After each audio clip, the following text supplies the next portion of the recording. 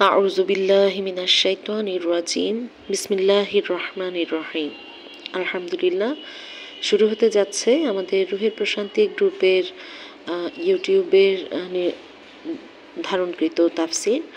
তো আমরা আমাদের তাফসির ক্লাসের আজকের বিষয়টি রেখেছি আমাদের প্রিয় নবী হযরত মুহাম্মদ সাল্লাল্লাহু আলাইহি ওয়াসাল্লামের জীবন, এবং আমরা চেষ্টা করব পবিত্র কোরআন এবং হাদিসের আলোকে রাসূল সাল্লাল্লাহু আলাইহি ওয়াসাল্লামের জীবনের যে অনুসরণীয় দিকগুলো আছে, তার জীবনের যে লক্ষ্য উদ্দেশ্য, তার কাজের পদ্ধতি এবং সেই কাজের পদ্ধতি সেই কাজগুলো করতে গিয়ে তিনি যে ব্যক্তিগত গুণাবলীগুলো অর্জনের দিকে মনোযোগ দিয়েছিলেন, ইনশাআল্লাহ আমরা চেষ্টা করব সেই বিষয়ে কোরআন এবং সুন্নাহর আলোকে কিছুটা আলোচনা করার।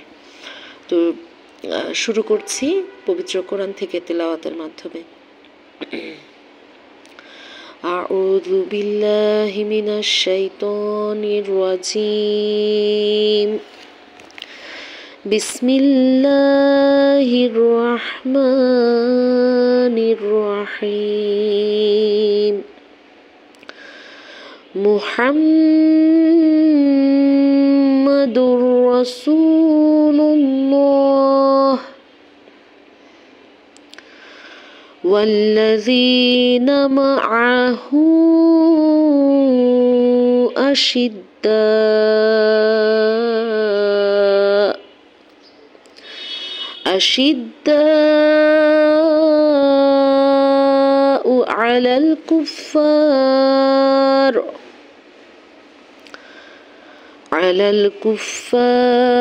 رحماء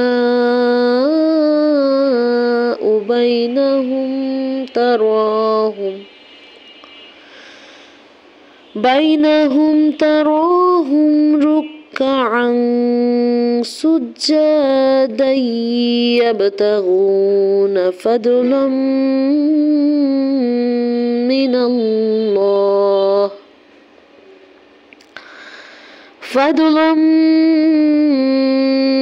الله ورضوانا سيماهم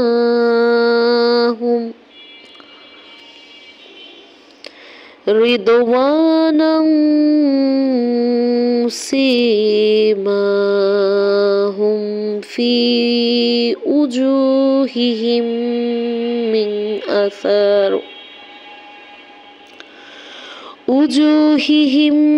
من أثار السجود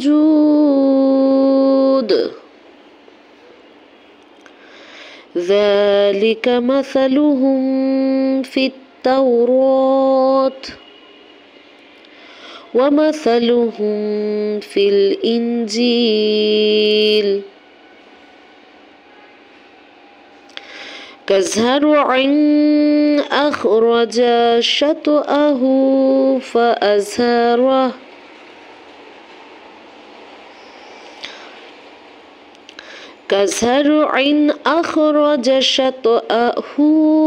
فأزهره فاستغلظ فاستوى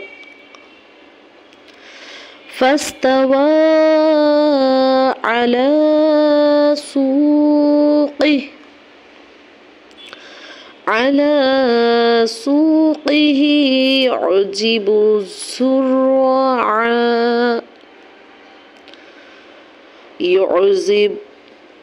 يعجب الزراع ليغيظ بهم الكفار وعد الله الذين آمنوا وعملوا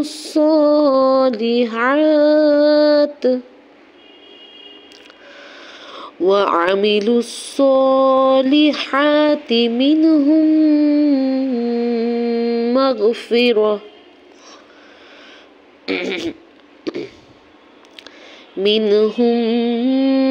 مغفرة وأجرا عظيما صدق الله العظيم। বিতাড়িত শয়তান থেকে পানাহ চেয়ে পরম করুণাময় মেহেরবান আল্লাহর নামে শুরু করছি। মুহাম্মদ আল্লাহর রাসূল, আর যারা তার সাথে আছে তারা কাফেরদের বিরুদ্ধে আপোষহীন এবং নিজেরা পরস্পর দয়াপরবশ। তোমরা যখনই দেখবে তখন তাদেরকে রুকু ও সিজদা এবং আল্লাহর করুণা ও সন্তুষ্টি কামনায় তৎপর পাবে।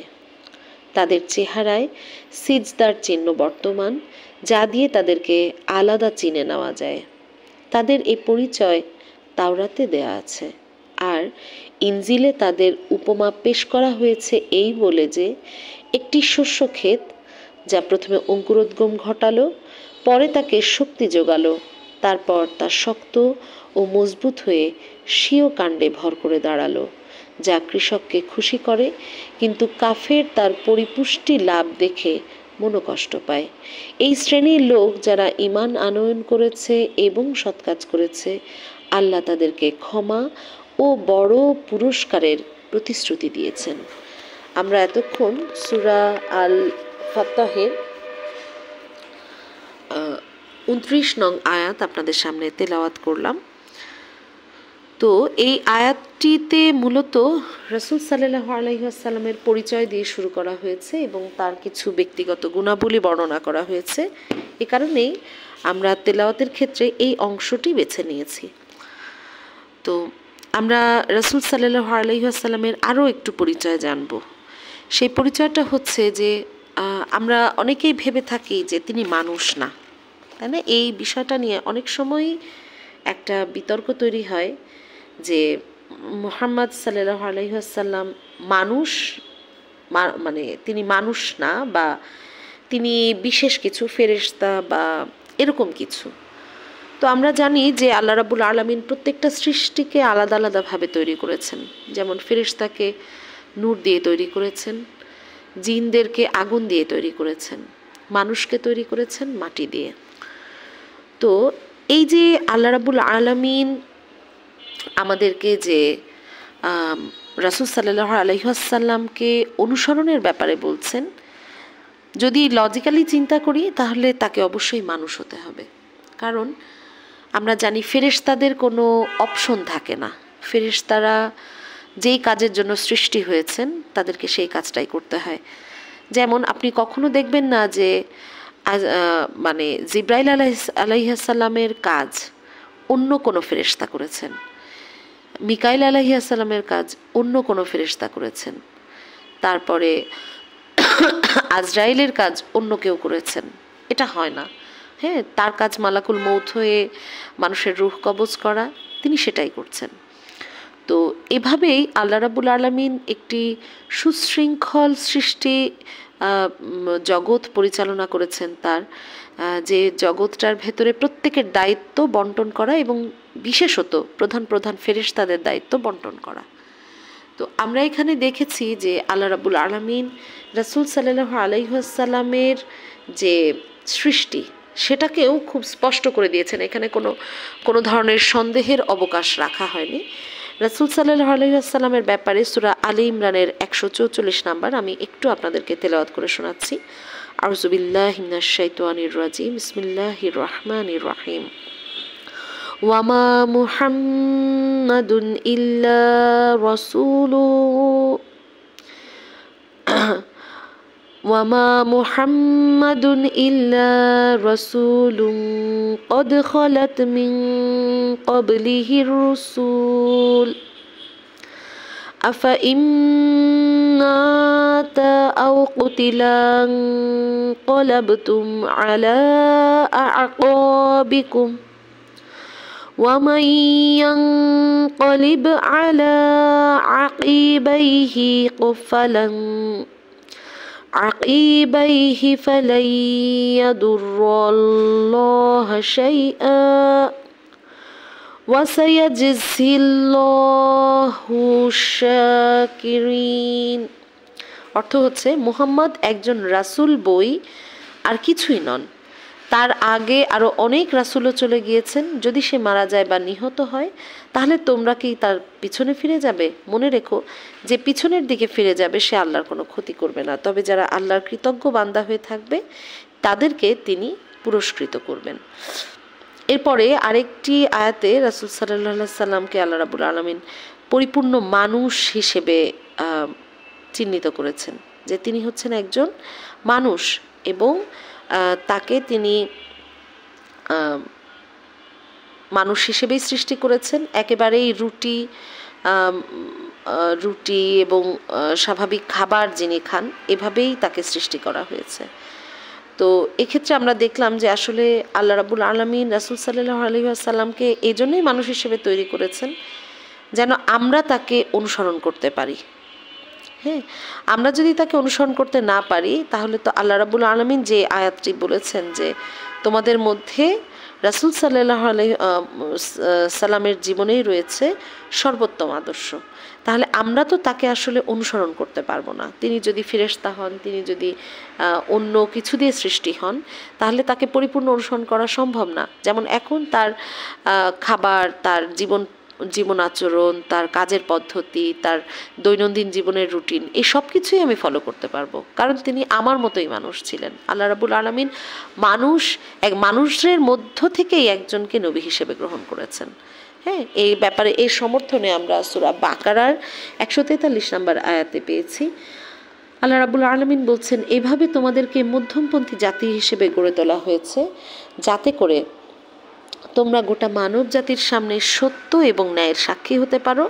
তোমাদের জন্য সত্য ও ন্যায়ের সাক্ষ্যদাতা হিসেবে থাকবেন আল্লাহর রাসূল মুহাম্মদ সাল্লাল্লাহু আলাইহি ওয়াসাল্লাম। এটা সূরা বাকারার 143 নম্বর আয়াত।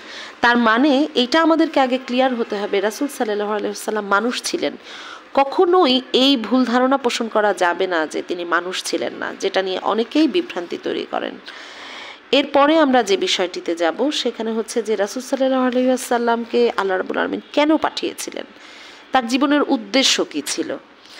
তো এই ব্যাপারে আল্লাহ রাব্বুল আলামিন কোরআনের অসংখ্য জায়গায় স্পষ্ট করেছেন, অসংখ্য জায়গায়। সূরা আল আহজাব, যেখানে সূরা আল আহজাবের 21 নং আয়াত, এখানে আল্লাহ রাব্বুল আলামিন বলছেন, বিসমিল্লাহির রহমানির রহিম, লাকাদ কানা লাকুম ফি রাসূলিল্লাহি উসওয়াতুন হাসানাহ, অর্থাৎ আল্লাহ রাসূলের মধ্যেই রয়েছে তোমাদের জীবনের সর্বোৎকৃষ্ট আদর্শ। হ্যাঁ, এরপরে আবারও বলা হচ্ছে সূরা আল হাদিদের 25 নং আয়াতে যে আমি যুগে যুগে নবী রাসূল পাঠিয়েছি প্রামাণ্য দলিল সহ, আর নাজিল করেছি কিতাব এবং ন্যায়ের দণ্ড, যাতে করে গোটা মানব জাতি ন্যায় এবং ইনসাফের ওপর প্রতিষ্ঠিত হতে পারে। প্রিয় বোনেরা, আমরা জানি যে রাসূল সাল্লাল্লাহু আলাইহি ওয়াসাল্লামকে আল্লাহ রাব্বুল আলামিন পাঠিয়েছেন প্রামাণ্য দলিল সহ, এবং আমরা জানি যে তার মাধ্যমে খতমে নবুয়াত সম্পন্ন হয়েছে, অর্থাৎ তারপরে আর কোনো নবী আসবেন না, তারপরে আর কোনো কিতাবও আসবে না। তার মানে কিতাবের পরিপূর্ণতা এসে গিয়েছে যখন তার উপরে পবিত্র কোরআন নাজিল হয়েছে। এবং আমরা জানি যে পবিত্র কোরআনটা একবারে নাজিল হয়নি, ভেঙে ভেঙে দীর্ঘ 23 বছর ধরে আল্লাহ রাব্বুল আলামিন নাজিল করেছেন। এবং পরিবেশ পরিস্থিতি অনুযায়ী রাসূল সাল্লাল্লাহু আলাইহি ওয়াসাল্লামকে নির্দেশনা দেওয়া, সেই সাথে সেই নির্দেশনা যেন আমাদের জন্য অনুসরণীয় হয়, সেইভাবেই আল্লাহ রাব্বুল আলামিন আয়াত নাজিল করেছেন। এবং এই যে কোরআন, এই কোরআনের কেন্দ্রীয় বিষয় ছিল যে মানুষের ওপরে মানুষের যে প্রভুত্ব, অর্থাৎ মানবরচিত আইন দিয়ে মানুষকে পরিচালনা করার যে একটা হীন প্রবণতা, এই প্রবণতা থেকে মানুষকে মুক্তি দেওয়া।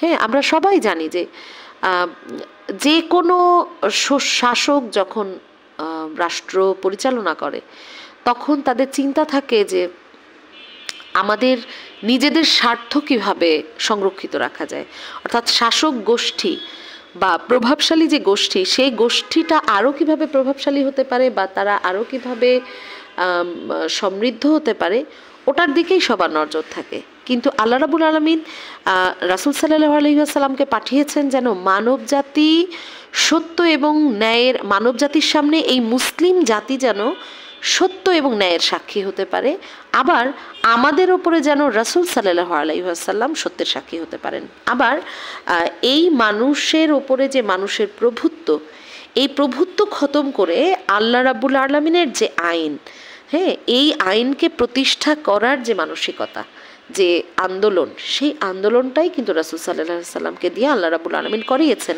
এবং পবিত্র কোরআনের টোটাল যে সামারি, সেই সামারিতেও আমরা এটাই পাই যে মূল উদ্দেশ্যটাই হচ্ছে যে আল্লাহর রচিত আইনকে প্রতিষ্ঠা করা, এবং প্রত্যেকটা মানুষ তার ব্যক্তিগত জীবনে আল্লাহর আইনকে প্রতিষ্ঠা করবে, তার পরিবারে আল্লাহর আইনকে প্রতিষ্ঠা করবে, তার সমাজে আল্লাহর আইন প্রতিষ্ঠা করবে। এবং রাসূল সাল্লাল্লাহু আলাইহি সাল্লামকে কেন পাঠানো হয়েছে, তাকে এই যে তাকে সর্বোৎকৃষ্ট নমুনা হিসেবে কেন বলা হয়েছে?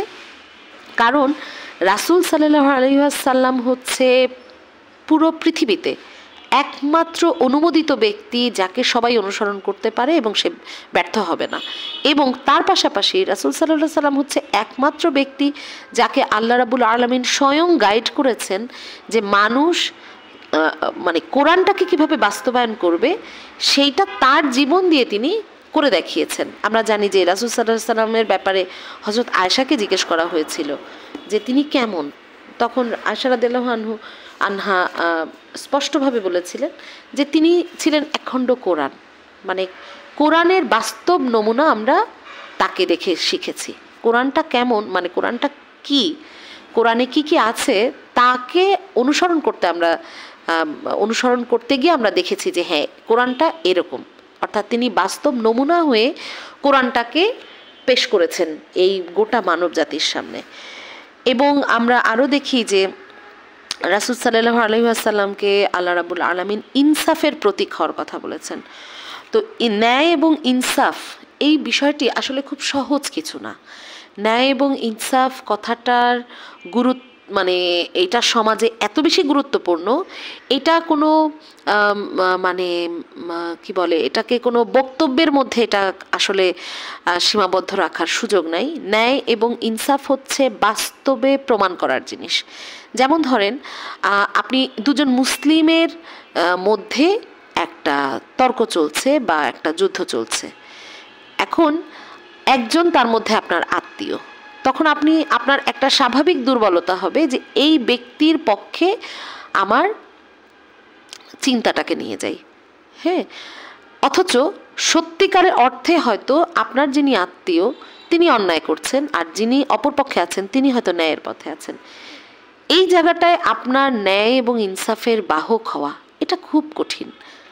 আরও কঠিন হচ্ছে কোথায়, যখন একটা খারাপ লোক অথবা একজন বিধর্মী লোক অথবা এমন কেউ যিনি আমাদের দ্বীনের সার্কেলে এখনও প্রবেশ করেন নাই, অথবা অনেক সময় আমাদের দ্বীনি সার্কেলে না এমন কোনো ব্যক্তি, যখন তার ব্যাপারে কোনো একটা অভিযোগ আসে বা তার ব্যাপারে কোনো একটা কথা বলা হয়, তখন দেখা যায় যে অনেকেই বলে থাকেন যে হ্যাঁ হ্যাঁ ওর পক্ষেই এটা করা সম্ভব, ও তো আগেও এরকম করেছে। এবং দেখা যায় যে মুখে মুখে কথাটা যেতে যেতে এমন অবস্থা হয়ে যায় যে সেই ব্যক্তি কোনো দোষ না করেও, সেই ব্যক্তি ওই কাজটা না করেও তাকে মানে বারে বারেই এই কাজটার জন্য অপবাদ দেওয়া হয় বা সে ন্যায় বিচার থেকে বঞ্চিত হয়। তো এই যে ন্যায় বিচার থেকে বঞ্চিত হলো, ওটা কেন হলো? কারণ আমরা ইনসাফ থেকে সরে গেলাম। ইনসাফ হচ্ছে ব্যক্তিকে তার দিকে তাকানো যাবে না, বরং আমাদেরকে কোন দিকে তাকাতে হবে, যে সে যে কাজটা করছে সেই কাজটা আসলে হকের ওপরে আছে কিনা। এমনও হতেই তো পারে যে যে মুসলিম সেই আসলে অন্যায় করছে, যে অমুসলিম সেই হয়তো সঠিক পথে আছে, হতেই তো পারে, কিন্তু আমরা সেই বিষয়টা সবসময় গুরুত্ব দেই না।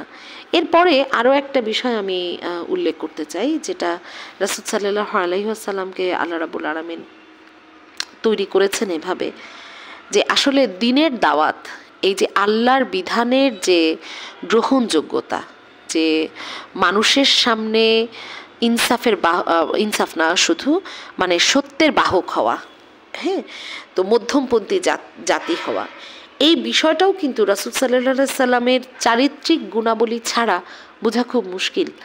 কারণ তিনি এমনভাবে চলতেন যেটা চরমপন্থারও অন্তর্ভুক্ত না, আবার খুব বেশি উদারপন্থারও অন্তর্ভুক্ত না। তিনি সব সময় মধ্যমপন্থী ছিলেন। তার মধ্যমপন্থার কারণে তার বিশেষ সুনাম ছিল, তাকে বিশেষভাবে সবাই পছন্দ করত। এবং তার এই মধ্যম পন্থা সার্বিকভাবে আল্লাহ রাব্বুল আলামিন কোরআনেও স্বীকৃতি দিয়েছেন যে তার মধ্যম পন্থাটাই হচ্ছে একদম অ্যাকুরেট, তাকে অনুসরণ করলে আমি চরমেও যাব না, লিবারেলও হব না, আমি মাঝামাঝি থাকব। তো এই রাসূল সাল্লাল্লাহু সাল্লামের জীবনে এটা শুধু এমন না যে তার দানের ক্ষেত্রে, তিনি দানের ক্ষেত্রে মধ্যমপন্থী ছিলেন, তিনি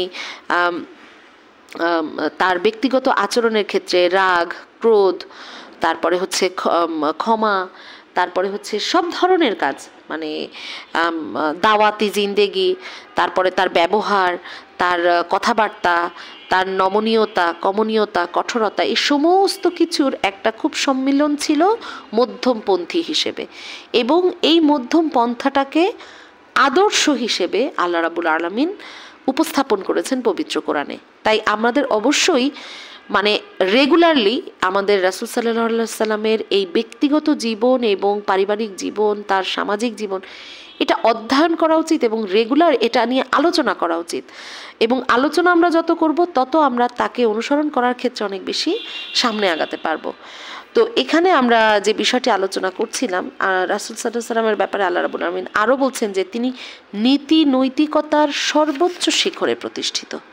হ্যাঁ, বলা হয়েছে বিসমিল্লাহির রহমানির রহিম, ওয়া ইন্নাকা লাআলা খুলুকিন আযীম, অর্থাৎ হে নবী মুহাম্মদ, তুমি নীতি নৈতিকতার এবং উত্তম চরিত্রের সর্বোচ্চ শিখরে প্রতিষ্ঠিত। অর্থাৎ তার মতো উত্তম চরিত্র আর কখনো পাওয়া যায়নি।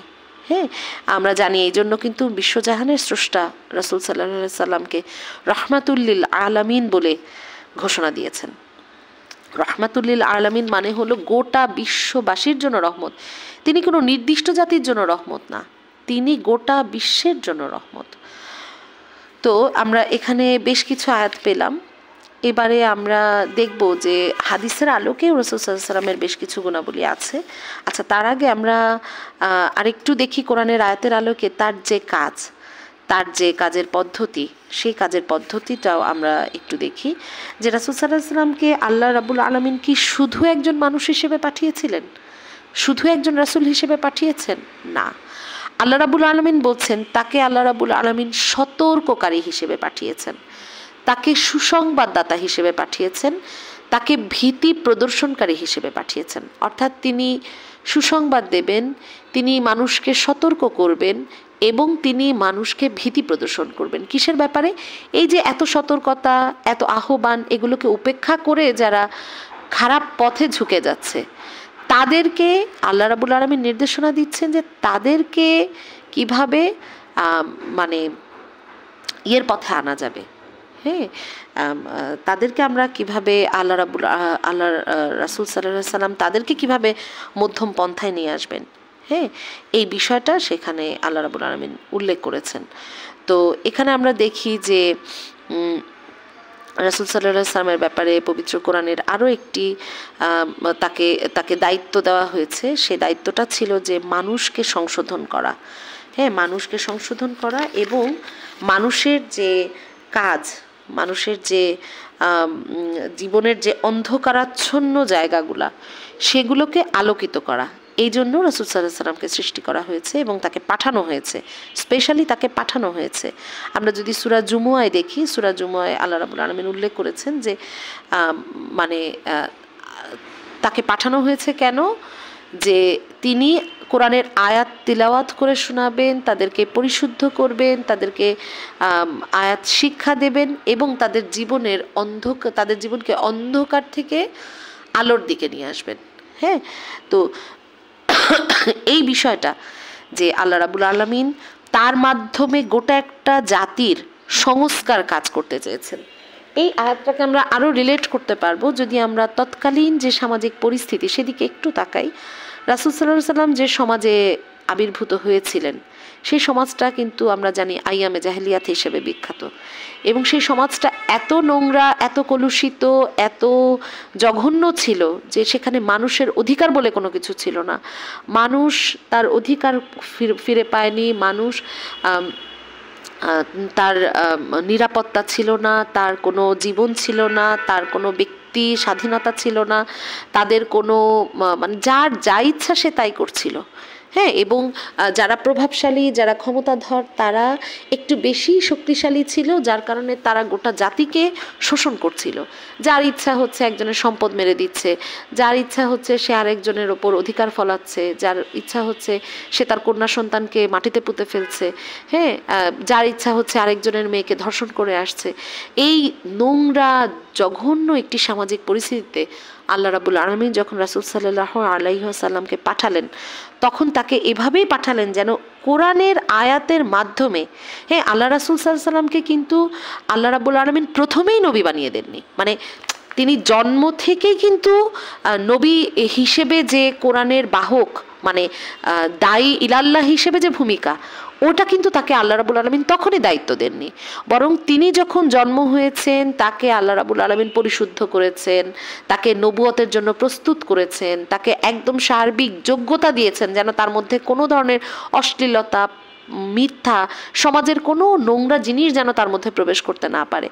এই সব কিছু দিয়ে 40 বছর পর্যন্ত রাসূল সাল্লাল্লাহু আলাইহি ওয়াসাল্লাম কিন্তু নবুয়তের পূর্ব প্রস্তুতি নিয়েছেন। মানে তাকে পূর্ব প্রস্তুতি আল্লাহ রাব্বুল আলামিন নিয়ে দিয়েছেন। এবং তিনি কি করেছেন? তিনি এই সমাজ সংস্কারের জন্য সর্বোচ্চ চেষ্টা করেছেন। তার নিজের বিবেকে যতটুকু কুলায় তিনি ততটা চেষ্টা করেছেন যে এনি হাও সমাজের এগুলো বন্ধ করা যায় কিনা, এনি হাও এই অশ্লীলতা, এই নোংরামি, এই অন্যের অধিকার নষ্ট করা, এই জুলুম, এগুলো বন্ধ করা যায় কিনা। এবং তিনি, আমরা সবাই জানি যে তিনি হিলফুল ফুজুল নামে একটি সংগঠন প্রতিষ্ঠা করেছিলেন, যার উদ্দেশ্যই ছিল সমাজে শান্তি প্রতিষ্ঠা করা। এবং এই শান্তি প্রতিষ্ঠা করার জন্য আল্লাহ রাসূল সাল্লাল্লাহু আলাইহি ওয়াসাল্লাম তার একটা টিম গঠন করেছিলেন। সেই বালক বয়স থেকে একটা টিম গঠন করে তিনি মানুষকে কন্টিনিউয়াসলি তাদেরকে সংস্কার করার চেষ্টা করেছেন, তাদের চিন্তায় মানে ভিন্নতা আনার চেষ্টা করেছেন যে দেখো এই যে আমরা কাজগুলো করছি এগুলো আসলে ঠিক না, এগুলো আসলে করা উচিত না। আমরা এখন বাহ্যিকভাবে দেখছি যে রাসূল সাল্লাল্লাহু আলাইহি ওয়াসাল্লামের ওই সময়টা আসলে একটা পূর্ব প্রস্তুতি ছিল, কিন্তু আমার একটু চিন্তা করে যেটা মনে হয় যে আসলে আল্লাহ রাব্বুল আলামিন নবুয়তের একটা প্লট তৈরি করেছিলেন যেন হঠাৎ করেই তো আল্লাহর আহ্বানটা আসলে যেই সমাজটা একদম কলুষিত সেই সমাজে একদম হঠাৎ করেই মানে সমস্ত অন্যায় বন্ধ করা, পুরোপুরি বন্ধ করা এটা সম্ভব না।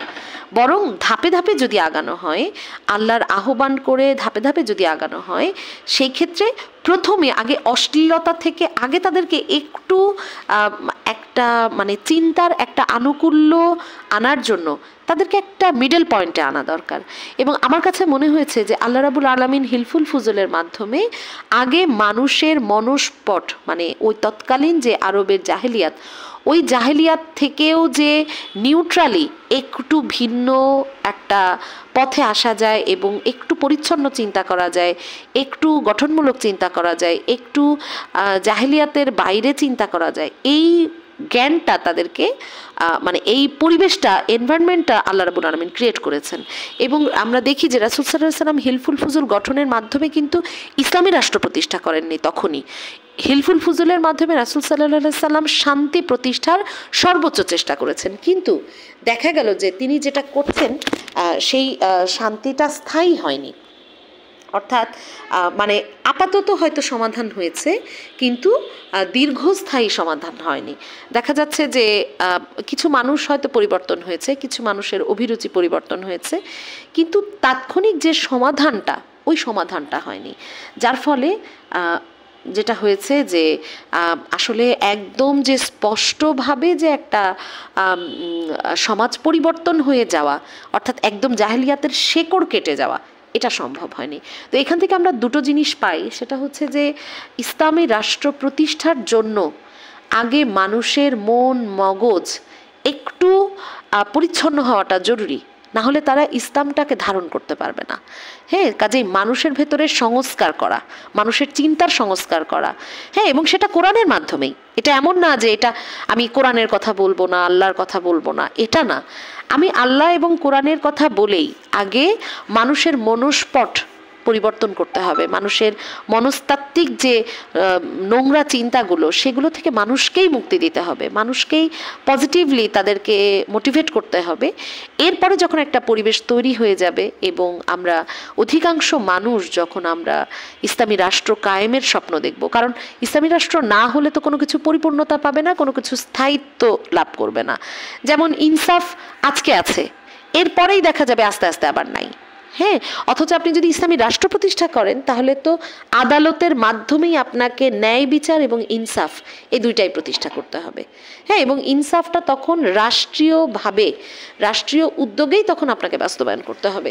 তাহলে আমরা রাসূল সাল্লাল্লাহু আলাইহি সাল্লামকে অনুসরণের ক্ষেত্রে এই বিষয়টা আমরা সবাই মাথায় রাখতে পারি যে আসলে আল্লাহ রাব্বুল আলামিনের একটি প্রধানতম উদ্দেশ্য হচ্ছে তার দিনকে এই দুনিয়ায় বাস্তবায়ন করা। তাহলে তার দিনকে বাস্তবায়নের জন্য রাসূল সাল্লাল্লাহু আলাইহি ওয়াসাল্লামের যে জীবন পদ্ধতি, যে কাজের পদ্ধতি, ওই পদ্ধতিটা যদি আমি অনুসরণ না করি তাহলে আমার দুনিয়াতেও আমি কি করতে পারবো না, মানে ইসলাম প্রতিষ্ঠা করতে পারবো না। আর ইসলাম প্রতিষ্ঠা না করলে কোনো সমস্যারই স্থায়ী সমাধান হবে না। প্রত্যেকটাই হয়তো সমাধান হবে কিন্তু কোনোটাই স্থায়ী সমাধান হবে না। তো এই বিষয়টি ছিল। এবং এই ক্ষেত্রে আমরা যেটা দেখছি যে আল্লাহ রাব্বুল আলামিন রাসূল সাল্লাল্লাহু আলাইহি ওয়াসাল্লামকে কী পরিমাণে যোগ্যতা এবং গুণাবলী দান করেছেন এই আদর্শের আন্দোলনটা করার জন্য, কারণ এটা খুব সহজ না। হ্যাঁ, এবং এই আদর্শের আন্দোলনের জন্য রাসূল সাল্লাল্লাহু আলাইহি ওয়াসাল্লামকে আল্লাহ প্রথমেই যেটা দিয়েছেন সেটা হলো উন্নত নৈতিক গুণাবলী। এই উন্নত নৈতিক গুণাবলী যদি তার না থাকতো তাহলে কিন্তু তাদেরকে কেউ পছন্দ করতো না। আপনারা একটু যদি মিলাতে পারবেন, যদি আপনারা এটার সাথে এই মুহূর্তে ডাকসু, জাকসু এগুলো নির্বাচন হয়েছে, তাই না? এই প্রত্যেকটা সেক্টরেই আমরা দেখেছি যে ইসলামপন্থী শক্তিকে মানুষ পছন্দ করেছে। ইসলামের পক্ষে যারা কথা বলে তাদেরকেই মানুষ পছন্দ করেছে, তাদেরকেই মানুষ সাপোর্ট দিয়েছে। তো এই যে ইসলামপন্থী একটা দলকে মানুষ পছন্দ করলো, হ্যাঁ, কেন করলো, বা ইসলামপন্থী জাতিকে মানুষ কেন গ্রহণ করলো? হ্যাঁ, তো সেক্ষেত্রে আমরা দেখি যে ইসলামপন্থী জাতিকে পছন্দ করার একটা বড় কারণ হলো যে, একটু এক মিনিট,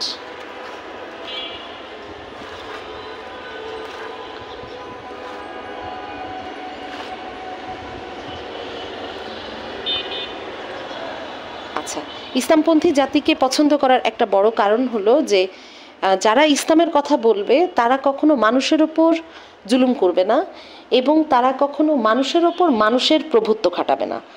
মানে তারা কিন্তু ইসলামের কথা বলার মূল কারণই হলো তারা কিন্তু আল্লাহর কথা বলবে মূলত। হ্যাঁ, এবং তারা চাইবে যে আল্লাহর বিধান অনুযায়ী মানুষকে পরিচালনা করা বা মানুষকে তার অধিকারটা দেওয়া। হ্যাঁ, যেমন এখন পূজা চলছে, এখানে যদি আমরা দেখি যে স্বাভাবিকভাবেই আমি যদি রাসূল সাল্লাল্লাহু আলাইহি ওয়াসাল্লামের সুন্নাহর অনুসারী হই তাহলে কিন্তু আমার কাউকে বাধা দেওয়ার সুযোগ নাই, তাই না? আমি কি করতে পারি, আমি আমার দাওয়াতটাকে পেশ করতে পারি। সেটা তো সারা বছরই আমি দাওয়াত দিতে পারি। আমি অমুসলিমদেরকে দাওয়াত দিতে পারি, আমি খ্রিস্টানদেরকে দাওয়াত দিতে পারি, আমি হিন্দুকে দাওয়াত দিতে পারি, এটা আমি সারা বছরই পারি। কিন্তু আমার যখন একটা কোনো নির্দিষ্ট দলের, কোনো নির্দিষ্ট ধর্মের যখন কোনো আনুষ্ঠানিকতা চলবে, আমার কিন্তু সেখানে বাধা দেওয়া বা সেখানে কোনো নাশকতামূলক কাজ করা, এটা কিন্তু ইসলাম সাপোর্ট করে না বা ইসলামপন্থী ব্যক্তিদের কাজ না। তো তার মানে একজন ইসলামপন্থী ব্যক্তি কখনো অন্যের ওপর জুলুম করতে পারে না, অন্য ধর্মের ওপর জুলুম করতে পারে না, অন্য দিনের ওপর কোনো কিছু জোর জবরদস্তিমূলক চাপিয়ে দিতে পারে না, নিজের মতামত কারোর ওপর চাপিয়ে দিতে পারে না। হ্যাঁ, তো এই যে বিষয়গুলো, এই বিষয়গুলোই মূলত গোটা মানবজাতির জন্য রহমত। কারণ প্রত্যেকে তার স্বাধীন মতো ইসলামকে জানতে পারে, নিজের দিনটাকেও সে চাইলে পালন করতে পারে আর না চাইলে নাও পালন করতে পারে। হ্যাঁ, হয়তো সে সেখান থেকে ব্যাক করলো ইসলামে, সেটারও তার সুযোগ থাকে। হ্যাঁ, এবং আমরা দেখেছি রাসূল সাল্লাল্লাহু আলাইহি ওয়াসাল্লামের সময় যত মানুষ ইসলাম মানে আল্লাহর দাসত্বের আহ্বানে সাড়া দিয়েছে, তাদের প্রত্যেকের সাড়া দেওয়ার বেসিক কারণ হলো রাসূল সাল্লাল্লাহু আলাইহি ওয়াসাল্লামের নৈতিক গুণাবলীতে মুগ্ধ হওয়া। অর্থাৎ তার যে কথা, তার যে আচরণ, তার যে ব্যবহার, এই ব্যবহারে মুগ্ধ হওয়াটাই হচ্ছে রাসূল সাল্লাল্লাহু আলাইহি ওয়াসাল্লামের দিনের আহ্বানে সাড়া দেওয়ার একটা বড় কারণ। কাজেই আমরা যদি এই বিষয়টা খেয়াল রাখি যে রাসূল সাল্লাল্লাহু সাল্লামের আদর্শর ধারক আমরা কিভাবে হব, ধারক হওয়ার প্রথম স্টেপই হচ্ছে আমাকে নীতি নৈতিকতায় সর্বোচ্চ পর্যায়ে আমাকে যেতে হবে। রাসূল সাল্লাল্লাহু আলাইহি সাল্লামের অনুসরণে আমার ব্যক্তিগত চরিত্র, ব্যক্তিগত আমল, ব্যক্তিগত আখলাক এটা সর্বোচ্চ পর্যায়ের হতে হবে। হ্যাঁ, আমি নিজে খারাপ হব আর আহ্বান জানাবো আল্লাহর দিনের, মানুষ তো আমার এই আহ্বান শুনবে না, তাই না? তো এই বিষয়টায় আমরা পবিত্র কোরআনে বেশ কিছু আয়াত দেখি যে আল্লাহ রাব্বুল আলামিন রাসূল সাল্লাল্লাহু আলাইহি সাল্লামের চরিত্রের কোন কোন দিকটাকে খুব গুরুত্ব দিয়েছেন যে পরিবর্তন করার। হ্যাঁ, এখানে আমরা যে আয়াতটি আমরা তেলাওয়াত করেছি সেই আয়াতেও আমরা পেয়েছি যে আল্লাহ রাব্বুল আলামিন কীভাবে রাসূল সাল্লাল্লাহু আলাইহি সাল্লামকে আদর্শিক দিক থেকে, চরিত্রের দিক থেকে কিভাবে গাইডলাইন প্রদান করেছেন। তো এখানে আমরা একটি দেখি যে সূরা মুমিনুনের 96 নম্বর আয়াত। এখানে আল্লাহ রাব্বুল আলামিন বলছেন, বিসমিল্লাহির রহমানির রহিম, ইদফা বিল্লাতি হিয়া আহসানুস সাইয়্যাত নাহনু আ'লামু বিমা ইয়াসিফুন। অর্থাৎ, হে মুহাম্মদ সাল্লাল্লাহু আলাইহি ওয়াসাল্লাম, মন্দকে দূর করো সর্বোত্তম পদ্ধতিতে, তারা তোমার সম্পর্কে যেসব কথা বলে তা আমি খুব ভালো করেই জানি। আমরা জানি যে রাসূল সাল্লাল্লাহু আলাইহি সাল্লামকে তার যে দাওয়াতি জিন্দেগি, আমরা যদি তার দাওয়াতি জিন্দেগিটাকে ভাগ করে নেই, 40 বছরের পরে তিনি যখন প্রথম নবুয়ত প্রাপ্ত হলেন সেটা ছিল মক্কায়। তো মক্কায় যখন তার উপরে প্রথম ওহী নাজিল হলো, ওই সময়টা কিন্তু তিনি মক্কায় তুমুল জনপ্রিয় মানে কি এত বেশি জনপ্রিয় যে তিনি ব্যক্তিগতভাবে মানে তাকে সবাই পছন্দ করে। তিনি আলামিন, তিনি মানে আসাদিক, হ্যাঁ সবাই জানে যে তিনি সত্যবাদী, তিনি আমানতদার, তিনি বিশ্বাসী, তার কাছে সব রাখা যায়, সব কথা বলা যায়, হ্যাঁ তাকে সব কিছুই মন খুলে বলা যায়। যেই না তিনি আল্লাহর মানে বহু দাসত্ব থেকে মুক্ত করে মানুষকে মানে এই যে মূর্তি পূজা বা মানবরচিত আইনের ব্যাপারে সবাইকে বিমুখ করে তিনি যখনই আল্লাহর দাসত্বের দিকে আহ্বান জানানো শুরু করলেন, তখনই প্রথম যে অ্যাটাক করা শুরু হলো সেটা ছিল কথা দিয়ে, অর্থাৎ তীক্ষ্ণ কথা, তীক্ষ্ণ ভাষা দিয়ে তাকে আক্রমণ করা। হ্যাঁ, দুর্ভাগ্যবশত আমাদের রাসূল সাল্লাল্লাহু আলাইহি সাল্লামের ওপরে যেই আক্রমণটা করা হয়েছে, কাফেরদের প্রথম অস্ত্র ছিল যেটা, দুর্ভাগ্যবশত এই জামানায় এসে আমরা অনেক মুসলমান সেই একই অস্ত্রকে আবার গ্রহণ করেছি। আমরা কোরআন ফেলে দিয়ে ওই একই অস্ত্রটাকে গ্রহণ করেছি, সেটা হলো কটু কথা দিয়ে মানুষকে কষ্ট দেওয়া। একজন বেপর্দা যাচ্ছে, ঠাস করে আমি তাকে একটা কটু কথা বললাম। টকশোতে কেউ আমার মতের বিরুদ্ধে কথা বলছে, ঠাস করে তাকে একটা গালি দিয়ে দিলাম। একজন কেউ ইসলামের বিপক্ষে কথা বলছে, ইচ্ছা মতো মন ভরে তাকে গালি দিয়ে দিলাম। এই গালিটা আসলে ইসলামী সংস্কৃতি না, আল্লাহ রাসূলের সংস্কৃতি না। হ্যাঁ, কেউ কেউ তার অন্যায়ের জন্য উপযুক্ত সাজা পাওয়ার দাবি রাখে, অবশ্যই। কেউ কেউ তার ভুল চিন্তার কারণে দ্বিমত পাওয়ার অধিকার রাখে, কিন্তু গালি না, হ্যাঁ কটু ভাষা না, অন্যায় অপবাদ না। যেমন একটা কমন জিনিস, আমি ভাষা যদিও নোংরা ভাষা, আমি ভাষাটা ব্যবহার করতে চাই না, আপনারা দেখবেন যে যখনই কেউ ইসলামের বিপক্ষে কথা বলে তাকে নাস্তিক বলা হয়, তাকে ব্যভিচারী নারী বলা হয়, খুব খারাপ ভাষায় বলা হয়, তাই না? তো এই যে খারাপ ভাষাটা আমরা তার ব্যাপারে ব্যবহার করি, আমরা কি জানি যে আসলেই সত্যি আমার হাতে 4 জন সাক্ষী আছে কিনা প্রমাণ করার মতো যে সে ব্যভিচার করেছে? যদি সেটা না হয় তাহলে তো আমি অপবাদ দিলাম। আর যদি আমি অপবাদ দেই, এটা তো কখনো মাফ হয় না, এটা তো হাক্কুল ইবাদ, মানুষের হক যদি আমি নষ্ট করি, এই গুনাহ তো কখনো মাফ হবে না।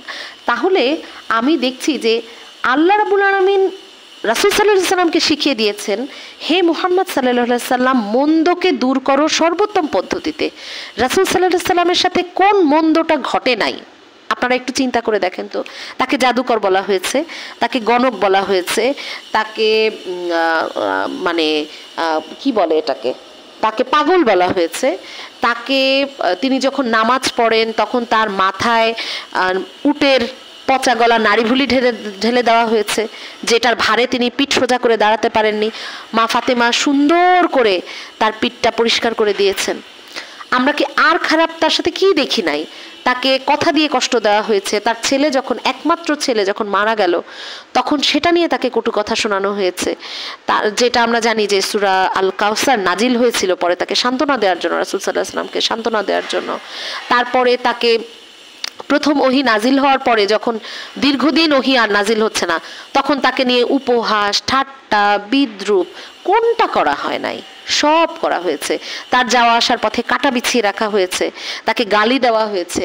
তার সাহাবীদেরকে এরপরে ধাপে ধাপে নির্মম নির্যাতন, অত্যাচার, জুলুম সব কিছু করা হয়েছে। কই রাসূল সাল্লাল্লাহু আলাইহি ওয়াসাল্লাম তো ইসলাম বিজয়ী হওয়ার পরে কারোর উপর প্রতিশোধ নেন নাই, কাউকে খুন করেন নাই, কাউকে মানে পরিবার সহজে, ও আমার পরিবার, আমাদের পরিবার শেষ করেছে, তাহলে তার পরিবার শেষ করে দাও। ও আমাদের বাড়িঘর পুড়িয়ে দিয়েছে, এবার সাহাবীরা যাও তোমরা ওদের বাড়িঘর পুড়িয়ে দাও, কখনো তো বলেন নাই। তাহলে এই নীতিটাকে আমরা কেন নিতে পারছি না? কারণ আমরা আসলে কোরআন থেকেই দূরে সরে যাচ্ছি। রাসূল সাল্লাল্লাহু আলাইহি সাল্লামের প্রতি আল্লাহর এই রাসূল সাল্লাল্লাহু আলাইহি সাল্লামকে যখন এত কঠিন অত্যাচার করা হলো, কঠিন, তাকে পাথর ছুঁড়ে মারা হয়েছে, তার নিজ বাস মানে জন্মভূমি থেকে তাকে বের করে দেওয়া হয়েছে, তার সাহাবীদেরকে উত্তপ্ত পাথরের মধ্যে শুইয়ে রাখা হয়েছে, তাদেরকে আপনারা তো সবাই পড়েছেন এই ইতিহাসগুলো, আমরা সবাই জানি যে হযরত আম্মার রাদিয়াল্লাহু আনহু তার গোটা পরিবার কি করা হয়েছে, আম্মার, ইয়াসির, তাদের গোটা পরিবারকে হযরত সুমাইয়া রাদিয়াল্লাহু আনহুকে কিভাবে হত্যা করা হয়েছে। হ্যাঁ, আমরা তো এরকমও পড়েছি যে মানে 2 উটে 2 পা বেঁধে দেওয়া হয়েছে এবং 2 উট 2 দিকে চলে গিয়েছে এবং সেই ব্যক্তি একদম ছিন্ন বিচ্ছিন্ন হয়ে গিয়েছেন। আমরা এরকম নির্যাতন পড়িনি?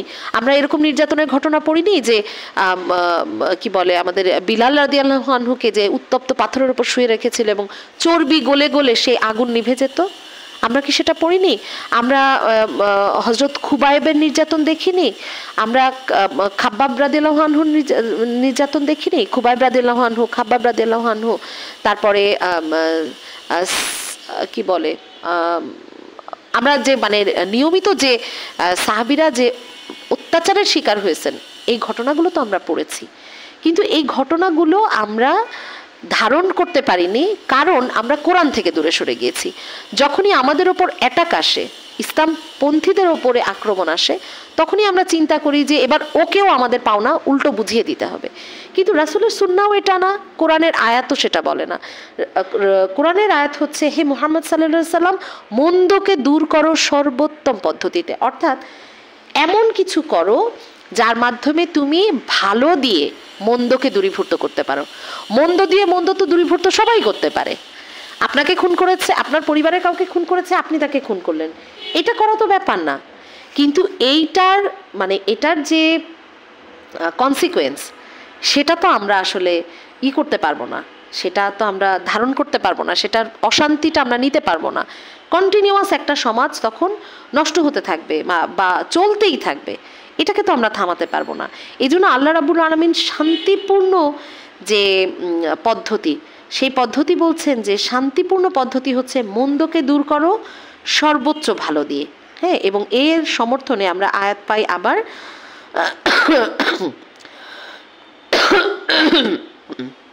সূরা আল আহজাবে, সূরা আল আহজাবে, যেখানে আল্লাহ রাব্বুল আলামিন বলছেন যে মন্দকে দূরীভূত করো ভালো দিয়ে। এটা আয়াত নাম্বার হচ্ছে, আমি একটু দেখে বলছি, আয়াত নাম্বার হচ্ছে সরি আহজাবে না, সূরা আল হামিম, সূরা হামিম আশ-সাজদা। হ্যাঁ, সূরা হামিম আশ-সাজদায় আল্লাহ রাব্বুল আলামিন এই বিষয়টি উল্লেখ করেছেন যে মন্দকে দূরীভূত করতে হবে সবচাইতে ভালো দ্বারা। হ্যাঁ, তাহলে কি হবে, আমাদের যে শত্রু, সেই শত্রুও একটা পর্যায়ে আমাদের বন্ধু হয়ে যাবে, একদম প্রাণের বন্ধু হয়ে যাবে। হ্যাঁ, আমি আয়াতটা আপনাদেরকে একটু পড়ে শোনাই। আয়াতটা আসলেই খুব সুন্দর এবং এগুলো আমাদের বারবার চর্চা করা উচিত, নাহলে আমরা আসলে রাসূলের সুন্নাহর উপর প্রতিষ্ঠিত হতে পারবো না। হ্যাঁ, আমি আয়াতটা একটু বের করছি।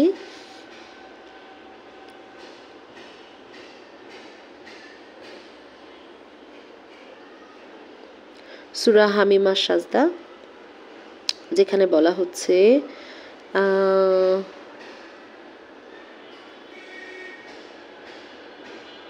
হ্যাঁ, সূরা হামিমা সাজদার 34 নং আয়াত, যেখানে আল্লাহ বলছেন, হে নবী, সৎ কাজ এবং অসৎ কাজ সমান নয়, তুমি অসৎ কাজকে সেই নেকি দ্বারা নিবৃত্ত করো যা সবচেয়ে ভালো, তাহলে দেখবে যার সাথে তোমার শত্রুতা ছিল সে অন্তরঙ্গ বন্ধু হয়ে গিয়েছে। এবং এই গুণটার ব্যাপারে আল্লাহ বলছেন, ধৈর্যশীল ছাড়া এই গুণ আর কারো ভাগ্যে জোটে না, অতি ভাগ্যবান ছাড়া এই মর্যাদা আর কেউ লাভ করতে পারে না। চিন্তা করেন, ধৈর্যশীল ছাড়া এই গুণটা কেউ অর্জন করতে পারে না, এবং অতি ভাগ্যবান ছাড়া এই মর্যাদা আর কেউ লাভ করতে পারে না। আপনারা দেখবেন যে যখন ইসলামপন্থী কোনো ব্যক্তি বলে যে আমরা প্রতিশোধ নেব না, আমরা ক্ষমা করে দেব, সেই কথাটাকে কত ধরনের কটূক্তি করা হয়, কত ধরনের বাজে মন্তব্য করা হয়, সেটাকে আতাত বানিয়ে ফেলা হয়, সেটাকে রয়ের এজেন্ট বানিয়ে দেওয়া হয়, সেটাকে ইন্ডিয়াপন্থী বলে দেওয়া হয়। অথচ আল্লাহ বলছেন এটা, যে তুমি অসৎকে, খারাপকে সবচাইতে উত্তম দ্বারা নিবৃত্ত করো। আপনারা দেখছেন না সেটা রেজাল্ট? এই যে অসৎকে, খারাপকে, মন্দ মানে সবচাইতে ভালো দিয়ে নিবৃত্ত করা, হ্যাঁ, উৎখাত করা, প্রতিরোধ করা, এর কারণেই তো আল্লাহ রাব্বুল আলামিন সাধারণ মানুষের মধ্যে এই দিনের প্রতি এত ভালোবাসা ছড়িয়ে দিয়েছেন। আপনার কি মনে হয় যে যেই 16 বছর বাংলাদেশে ইসলামের নাম নেওয়া কঠিন ছিল, যেই 16 বছর বাংলাদেশে প্রকাশ্যে নামাজ পড়তে চাওয়া অপরাধ ছিল, যেই 16 বছর বাংলাদেশে পর্দানসীন মেয়েরা পর্দা করাটা একটা অন্যায় ছিল, সেই বাংলাদেশে জনসম্মুখে একজন পর্দানসীন মেয়ে ভোট পাচ্ছে, সর্বোচ্চ ভোট, এটা কিভাবে সম্ভব? তাহলে এই যে এত বছর ধরে যে চেতনা, যে ধর্মনিরপেক্ষ মতবাদ, যে ইসলাম ফোবিয়া মানুষের মনে বীজ বপন করা হলো, সেটা কোথায়? আমরা কি এটা প্রমাণ পাই না? এই যে সূরা ইব্রাহিমে যে আল্লাহ রাব্বুল আলামিন বলছেন যে কালিমার যে বৃক্ষ, সেই বৃক্ষের শেকড় হচ্ছে একেবারে গভীরে প্রথিত। আর আপনার যে আপনার ইয়েটা কি বলে, অশ্লীল কথা বা খারাপ বাক্য যেগুলো, সেগুলোর ভূমিকা কতটুকু? সেটার ভূমিকা হচ্ছে একেবারে শেকড়ের উপরে, যেমন আগাছা থাকে, আগাছাকে উপড়ে ফেললে যেমন সেটা চলে যায়, ঠিক সেরকম সেটাও চলে যাচ্ছে। আমি এই আয়াতটাও আপনাদেরকে পড়ে শোনাচ্ছি। সূরা ইব্রাহিমের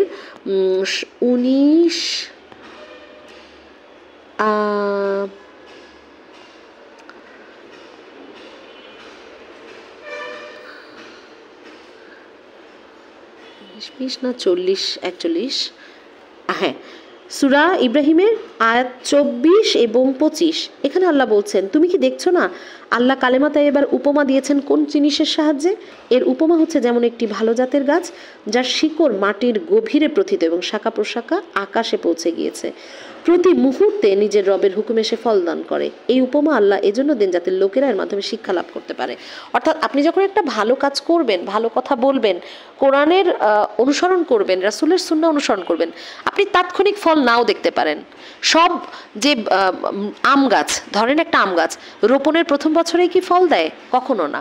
একটা আম গাছের চারা যখন আপনি রোপণ করবেন, আমাদের বাসায় অনেক গাছ ছিল, আমরা দেখেছি যে এটা প্রায় প্রথম 2-3 বছর এগুলো যখন বড় বৃক্ষ হয়, তখন এই মাঝারি বয়স পর্যন্ত এটার কোনো রেজাল্ট বোঝা যায় না, কারণ গাছের তখন মনোযোগ হলো গভীর, কত গভীরে শেকড়টা যাওয়া যায়। যখন তার শেকড়টা গভীরে প্রথিত হয়ে যায়, তখনই সেই গাছটা থেকে ভালো ভালো ফল আশা করা যায়। তো এই কারণে কিন্তু আম গাছ কোনো টবে যেগুলো হয় সেগুলো কিন্তু ছোট হয়, আমগুলোও ছোট ছোট হয়, বা কৃত্রিম সেখানে কিছু প্রয়োগ করতে হয়, না হলে হয় না, হরমোন প্রয়োগ করতে হয়, কিছু সার প্রয়োগ করতে হয়। কিন্তু আপনি যখন একটা খোলা মাঠে গাছ লাগাবেন, তখন সেই গাছটা প্রথমেই আপনাকে ফল দেবে না, যেগুলো ফলবান বৃক্ষ। তো আম গাছ, কাঁঠাল গাছ, এগুলো প্রথমে আগে শেকড় গাড়ে, তারপরে সেই শেকড়টা যখন একদম মোটা, তাজা, গভীর, একদম গভীরে চলে যায়, তখনই সেই গাছটা থেকে অনেক বেশি ফল পাওয়া যায়, এবং সেই ফল কিন্তু সুস্বাদু হয়, সেই ফল দীর্ঘ সময় পেতে থাকে। ওদিকে আগাছা কি হয়, প্রথম বছরেই আপনার যদি বাগান থাকে আপনি দেখবেন যে আগাছাগুলো আপনি বারবার তুলে ফেলে দিচ্ছেন, প্রথম বছরেই সেখানে কি হবে, মাটির ওপরে ভাসা ভাসা শেকড় হবে, সেখানে ফল হবে এবং সেখানে ফুল হবে। তো যখনই আপনি সেটা তুলে ফেলে দেবেন ওটার অস্তিত্ব শেষ। কিন্তু চাইলেই আপনি একটা আম গাছ ফেলে দিতে পারবেন। আপনি আম গাছের উপরের সম্পূর্ণটুকু কেটে দেন, শেকড় যদি থাকে, ওপরে কাণ্ড যদি থাকে, সেখান থেকে আবার গাছ হবে। তো এখানে আমরা আরেকটু যেটা আল্লাহ বলছেন, অন্যদিকে অসৎ বাক্যের উপমা হচ্ছে একটি মন্দ গাছ যাকে ভূপৃষ্ঠ থেকে উপড়ে দূরে নিক্ষেপ করা হয় এবং যার কোনো স্থায়িত্ব নেই। হ্যাঁ, কি চমৎকার উদাহরণ আল্লাহ রাব্বুল আলামিন দিয়েছেন। তো এখান থেকে আমরা দেখতে পাই যে আসলে আল্লাহ রাব্বুল আলামিন মানুষকে এই কথা বোঝাতে চাচ্ছেন যে মন্দ দিয়ে কখনো মন্দ দূর করা যায় না। রাসূল সাল্লাল্লাহু আলাইহি সাল্লাম কখনো মন্দ দিয়ে মন্দ দূর করেননি। যদি সেটা করতেন তাহলে যেই বৃদ্ধ মহিলা কাঁটা পুঁতে রাখতো, রাসূল সাল্লাল্লাহু আলাইহি সাল্লাম তার বাসায় তাকে কাঁটা নিয়েই যেতেন। হ্যাঁ, কিন্তু তিনি তাকে দেখতে গিয়েছেন তার অসুস্থ অবস্থায়। রাসূল সাল্লাল্লাহু আলাইহি সাল্লাম যদি মন্দ দিয়েই মন্দ দূরীভূত করতেন, তাহলে যেই ইহুদি তার ঘরে এসে বাথরুম নষ্ট করে, মানে বাথরুম করে পুরা বিছানা নষ্ট করে গেল, তিনি তাকে দূর করে তাড়িয়ে দিতে পারতেন এবং তার সাথে দুর্ব্যবহার করতে পারতেন। বরং তিনি সেটা না করে কি করেছেন, উল্টো নিজে হাতে সেটা পরিষ্কার করেছেন এবং সে যখন এসছে তখন তার সাথে ভালো ব্যবহার করেছেন। এরপরে আমরা দেখি যে আরও যে বিষয়গুলো, যে এই ব্যক্তিগত গুণাবলীর ক্ষেত্রে তিনি যে উদারতার পরিচয় দিয়েছেন, মূলত এগুলো সবই আল্লাহ রাব্বুল আলামিনের গাইডলাইন ছিল। এবং আমরা যে আয়াতটি তেলাওয়াত করেছি সেখানেও আমরা দেখেছি যে আল্লাহ রাব্বুল আলামিন তাকে নমনীয়তা এবং কমনীয়তা, অর্থাৎ মুমিনদের ব্যাপারে নরম, কাফেরদের ব্যাপারে কঠোর হওয়ার ব্যাপারে বেশি গুরুত্ব দিয়েছেন। এরপরে আমরা দেখি সূরা মুমিনুনের 118 নম্বর আয়াত, যেখানে আল্লাহ রাব্বুল আলামিন বলছেন, হে মুহাম্মদ বলো, হে আমার রব, ক্ষমা করো ও করুণা করো এবং তুমি সকল করুণাশীলের চাইতেও বড় করুণাশীল। অর্থাৎ তাকে ক্ষমা করা, ক্ষমা চাওয়া, তাই না? রাসূল সাল্লাল্লাহু আলাইহি সাল্লামকে আল্লাহ বলছেন, হে আমার রব, ক্ষমা করো এবং করুণা করো। তো আল্লাহর কাছে তিনি দোয়া করতে শেখাচ্ছেন যেন আমরা দোয়া করি, সবসময় দোয়া করি যে আল্লাহ আপনি আমার উপর রহম করেন। এবং এই রহমের গুণটা কিন্তু আল্লাহ রাব্বুল আলামিন চান যে মুহাম্মদ সাল্লাল্লাহু আলাইহি ওয়াসাল্লামও যেন তার সাথের যে লোক যাদের সাথে তিনি চলেন তাদেরকেও যেন তিনি ক্ষমা করে দেন, হ্যাঁ, এবং তাদেরকেও যেন খুব সহজেই তিনি মাফ করে দেন। তো এই ব্যাপারে আমরা পেয়েছি এই সূরা ফাত্তাহের যে 29 আমরা পড়লাম, সেখানে আমরা দেখছি যে তারা নিজেদের প্রতি দয়া পরবশ, হ্যাঁ, এবং তাদের তোমরা যখনই দেখবে তখন তাদেরকে রুকু, সিজদা এবং আল্লাহর করুণা ও সন্তুষ্টি কামনায় তৎপর পাবে। আচ্ছা, আমি তাহলে একটু যদি পয়েন্ট আকারে আসি, তাহলে আমরা প্রথম রাসূল সাল্লাল্লাহু আলাইহি ওয়াসাল্লামের নৈতিক গুণাবলী যেটা কোরআনের মাধ্যমে এসেছে, সেটা প্রথমটা পাচ্ছি যে তাকে খারাপের জবাব ভালো দিয়ে দিতে বলা হয়েছে, মন্দের জবাব উত্তম কাজ দিয়ে দিতে বলা হয়েছে। 2 নম্বর যে বিষয়টা বলা হয়েছে সেটা হলো তাকে কাফিরদের ব্যাপারে আপোষহীন হতে বলা হয়েছে, অর্থাৎ কুফরি নীতির ব্যাপারে আপোষহীন, জাহেলিয়াতের সমস্ত কিছুর ব্যাপারে তাকে আপোষহীন হতে বলা হয়েছে। তৃতীয় যেটা, সেটা হচ্ছে নিজেদের মধ্যে দয়া পরবশ, কোমলতা অর্জনের কথা বলা হয়েছে। এই ব্যাপারে আরেকটি আয়াত আছে, আমি একটু পরে বলবো, সূরা মায়েদা, হ্যাঁ, সূরা মায়েদার 54 নম্বর আয়াত সম্ভবত, যেখানে তাকে বলা হয়েছে যে তুমি যদি কোমল হৃদয়ের অধিকারী না হতে, তাহলে তুমি দেখতে যে তোমার আশেপাশের সমস্ত মানুষ তোমার থেকে দূরে সরে যাচ্ছে। এটা খুবই গুরুত্বপূর্ণ, হ্যাঁ, অর্থাৎ কোমল হৃদয়ের অধিকারী হওয়া। তাহলে আমরা 3 নাম্বার পেলাম, কোমল হৃদয়ের অধিকারী হওয়া। রাসূল সাল্লাল্লাহু আলাইহি সাল্লামের সুন্নাহ ছিল এটা, তার নৈতিক চরিত্র ছিল এটা, অত্যন্ত কোমল হৃদয়ের অধিকারী হতে হবে। আপনি যদি কোমল হৃদয়ের অধিকারী না হন, আপনি কখনো দ্বীনের বাহক হতে পারবেন না, কখনো রাসূলের উম্মত হতে পারবেন না, এটা সম্ভব না। তার কারণ কি? তার কারণ হচ্ছে আপনি যদি কোমল না হন, আপনি মানুষের কাছাকাছি পৌঁছাতে পারবেন না। হ্যাঁ, সেই কোমল হওয়ার কারণে আপনাকে অনেক সাফার করতে হবে, বিশেষ করে বর্তমান পৃথিবীতে। আপনি যদি কোমল হন, কেউ আপনার কথা শুনবে না। আপনি যদি বিনয়ী হন, সবাই আপনাকে মূল্যহীন মনে করবে, আরে এর তো কোনো দামই নাই। হ্যাঁ, তার চেয়ে বরং যে ছড়ি ঘুরায় তাকে সবাই খুব পছন্দ করবে, তার কথা সবাই শুনবে। আর যে কোমল, যে বিনয়ী, তার কথা কেউ শুনবে না, তাকে কেউ পাত্তাও দেবে না। কিন্তু বাস্তবতা হচ্ছে এটাই, সুন্নাহ হলো অনুসরণের জিনিস এবং সেটা আপনাকে সব অবস্থায় অনুসরণ করতে হবে। আপনি যে দায়িত্বে থাকেন না কেন, যে পোস্টে থাকেন না কেন, যে অফিসের যেই গুরুত্বপূর্ণ পদে অধিষ্ঠিত হন না কেন, আপনি রুলসের ব্যাপারে কঠোর থাকবেন, কিন্তু আপনাকে আপনার হৃদয়টাকে নরম করতে হবে। আমাদেরকে মাথায় রাখতে হবে যে আমি যে মানুষগুলোকে পরিচালনা করছি, সেই মানুষগুলো আমার সম্পদ না, সেই মানুষগুলো প্রত্যেকে ইন্ডিভিজুয়াল এক একটা সত্তা, যারা আখিরাতে আপনার ব্যাপারে সাক্ষ্য দিবে। এটা কিন্তু খুব গুরুত্বপূর্ণ। আপনি মনে করছেন এগুলো সব আমার সম্পদ, এগুলো সবাই আমার মানে কি বলবো কর্মচারী, আমি তাকে যা বলবো তারা শুনবে, শুনতে বাধ্য, না শুনে যাবে কোথায়?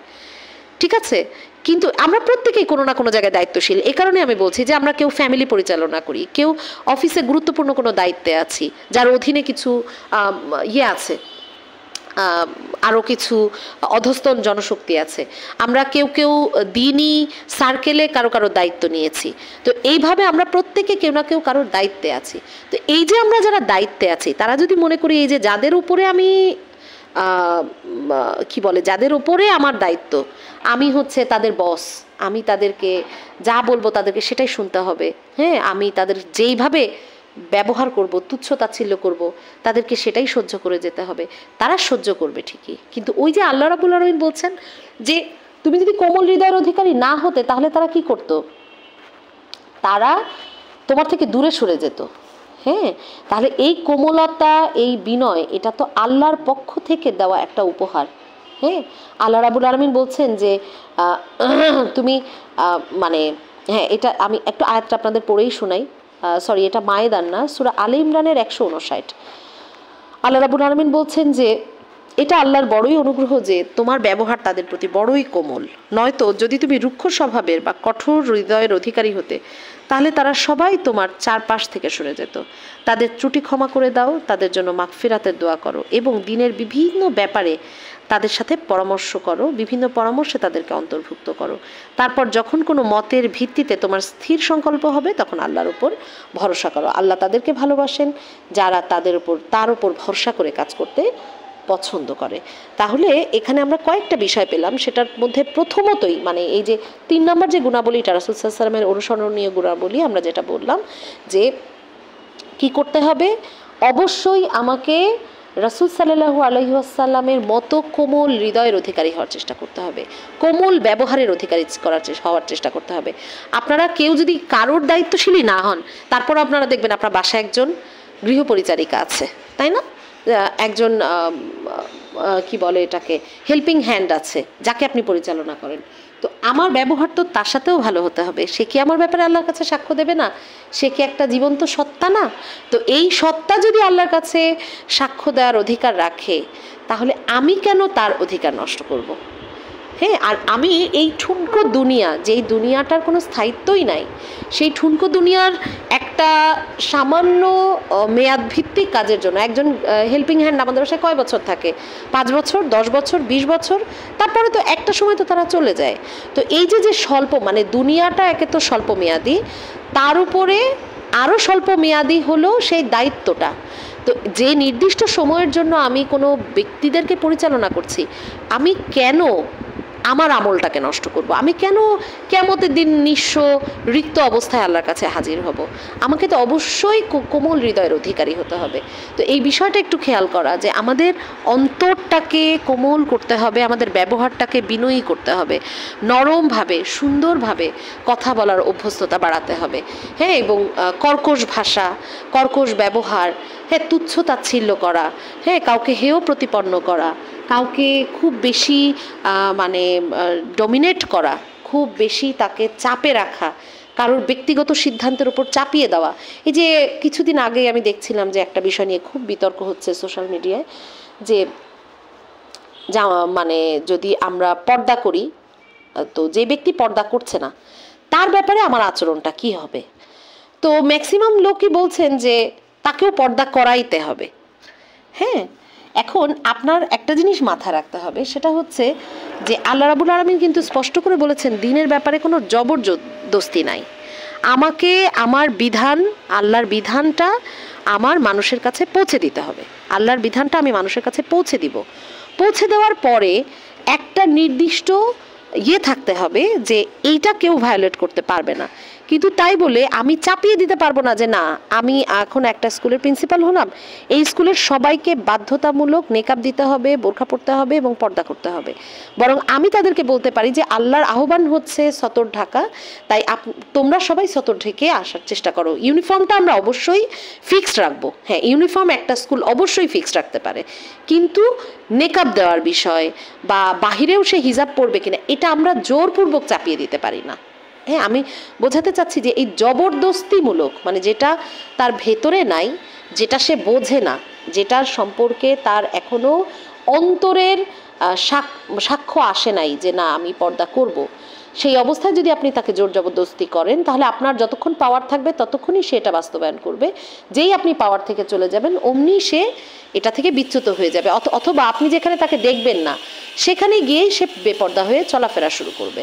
তার মানে আপনি দায়ী ইলাল্লাহ হিসেবে ভূমিকা রাখতে পারেন, আপনি মানুষকে আহ্বান জানাতে পারেন, কিন্তু আপনি কাউকে জোর করতে পারবেন না।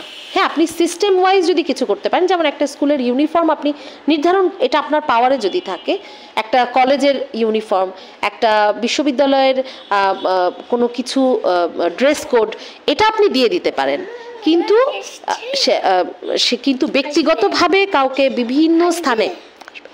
বিভিন্ন স্থানে যে পর্দা করা বা বিভিন্ন ইয়েতে এইগুলোর ব্যাপারে আমরা খুব জোর করতে পারবো না।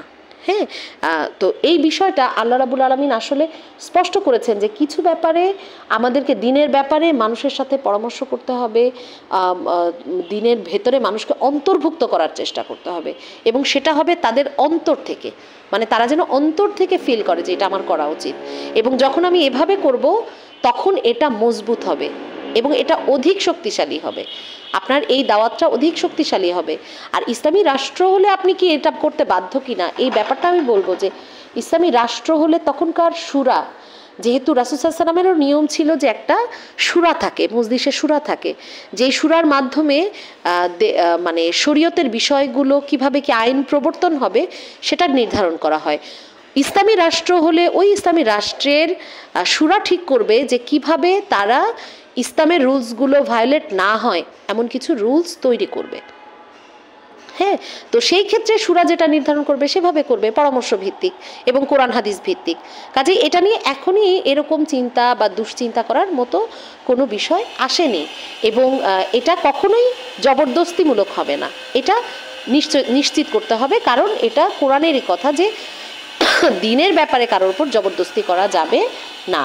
আচ্ছা, এরপরে যে বিষয়টা আমরা আসি সেটা হচ্ছে যে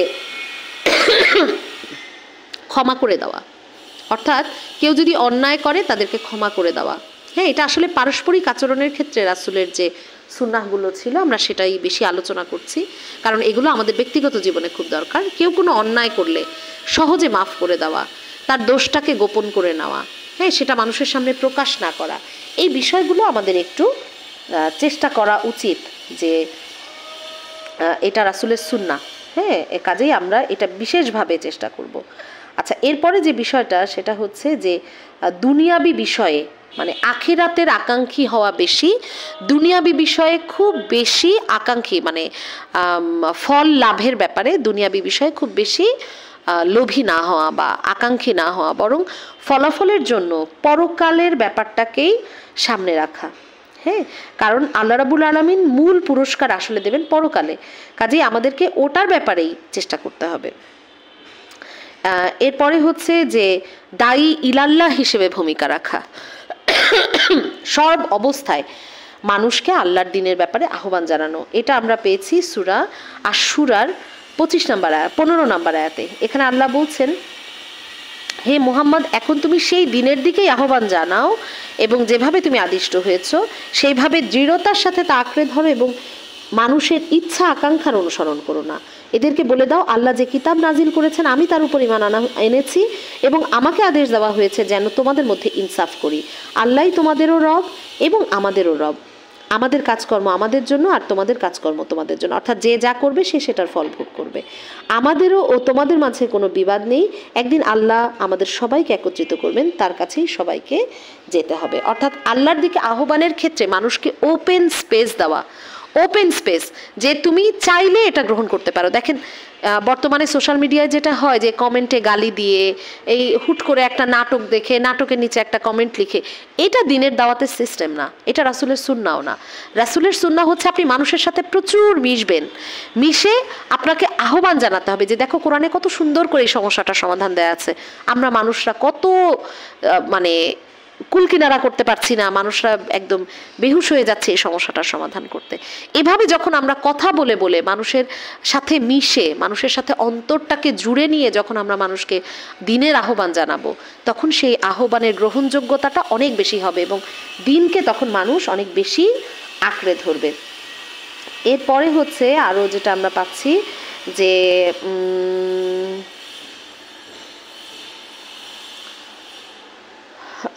রাসূল সাল্লাল্লাহু আলাইহি সাল্লাম আল্লাহ এবং তার রাসূলের ওপর ঈমান আনার ক্ষেত্রেও অনেক বেশি জোর দেওয়া হয়েছে যে যেন আমরা মানে ঈমান আনলে আল্লাহ রাব্বুল আলামিন দ্বিগুণ জ্যোতি প্রদান করবেন, রহমত প্রদান করবেন, এই বিষয়টার দিকেও আল্লাহ রাব্বুল আলামিন করেছেন।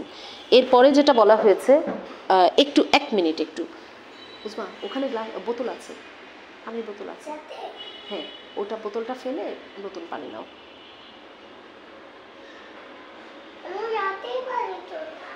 হ্যাঁ ওটা চেঞ্জ করে নাও।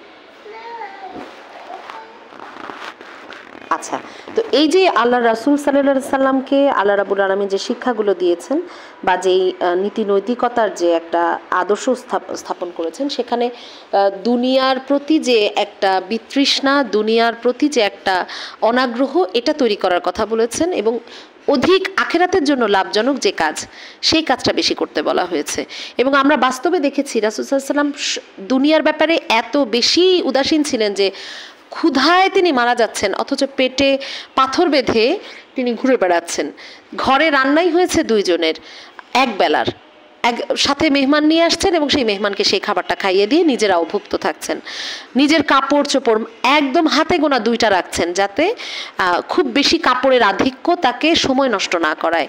তারপরে হচ্ছে তিনি তার ঘরের আসবাবপত্র খুবই অল্প ছিল। আমরা দেখেছি তিনি যখন আল্লাহর ডাকে সাড়া দেন তখন তার ঘরে কি কি ছিল, তাই না?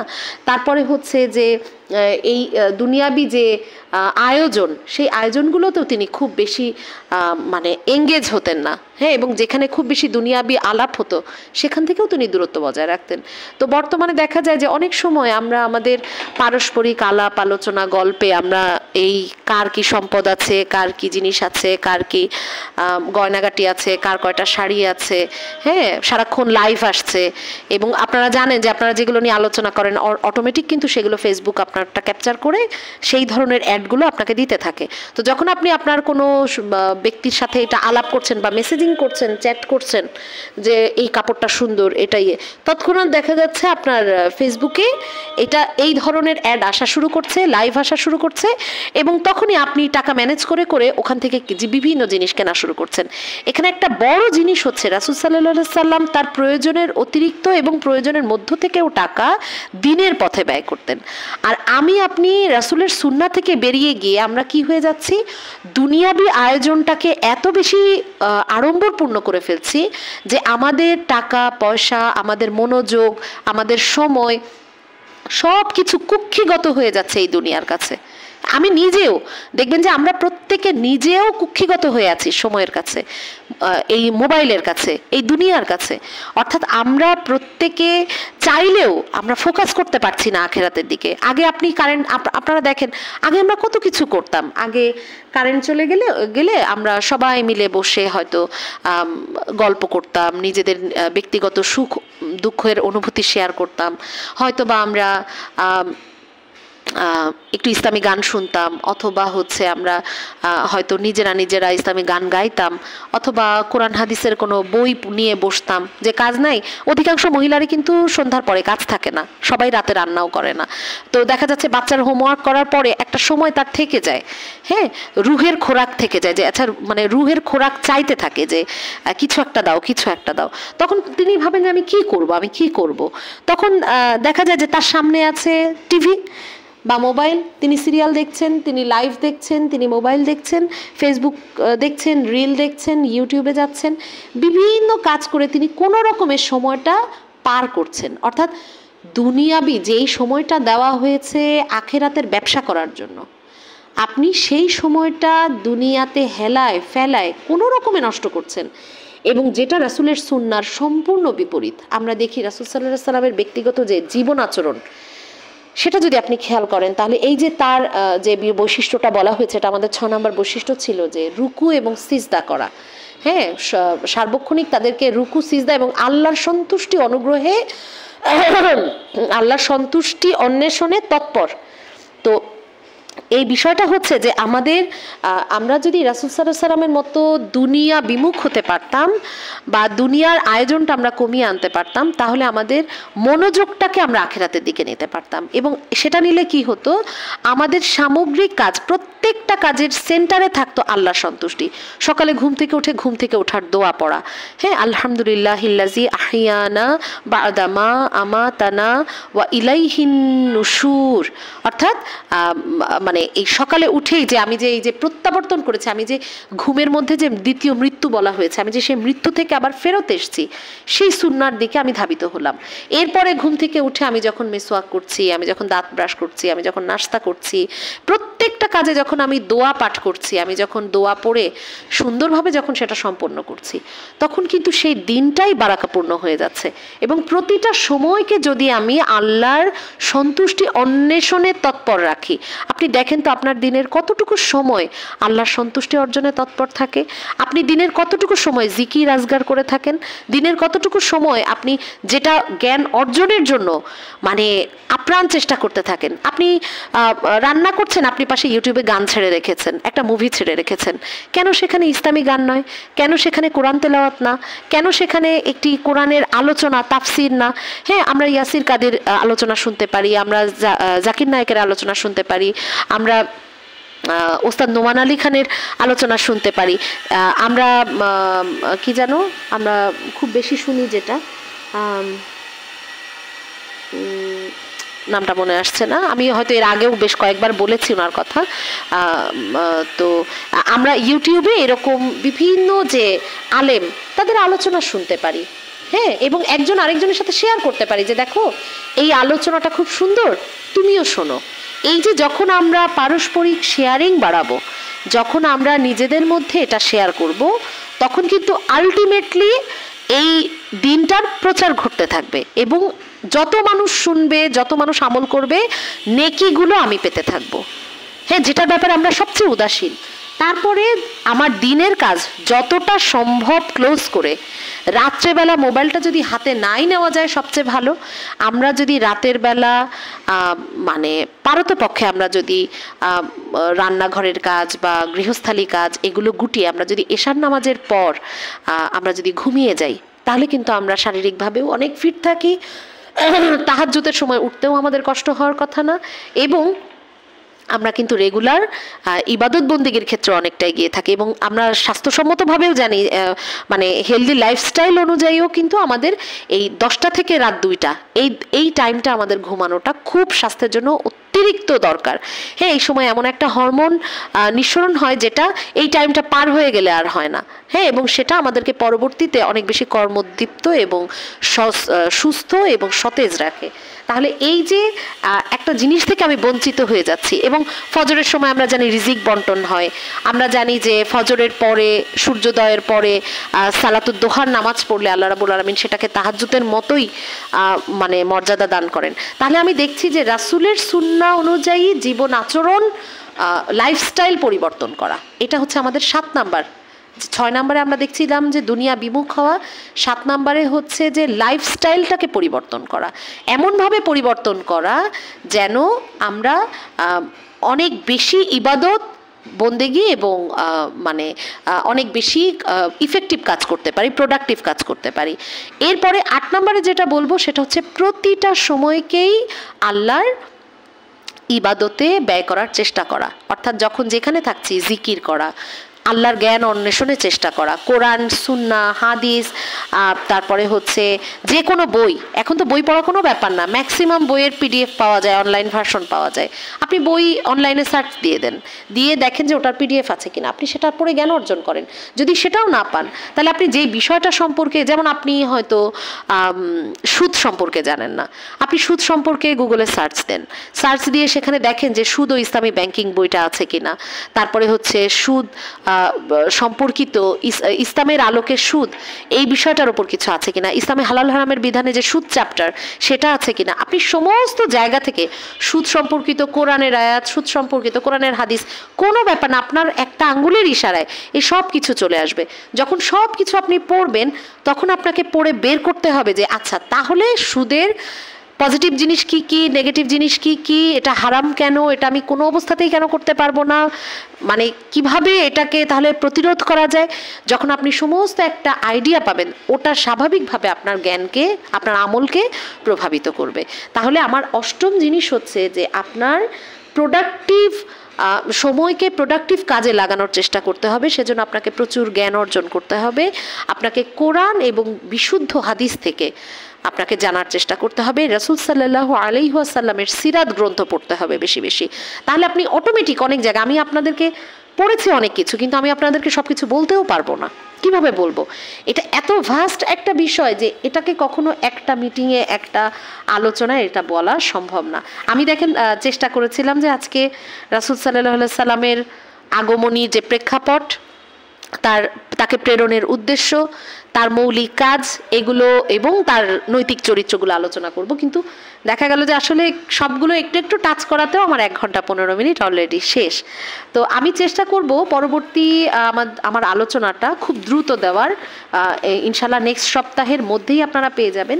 এবং আমি সেখানে চেষ্টা করব যে রাসূল সাল্লাল্লাহু আলাইহি ওয়াসাল্লামের আরও যে নৈতিক বৈশিষ্ট্য, আচরণগুলো আছে যেগুলো আল্লাহ রাব্বুল আলামিন ভীষণ পছন্দ করতেন, আমরা সেইগুলো আলোচনায় আনার চেষ্টা করব।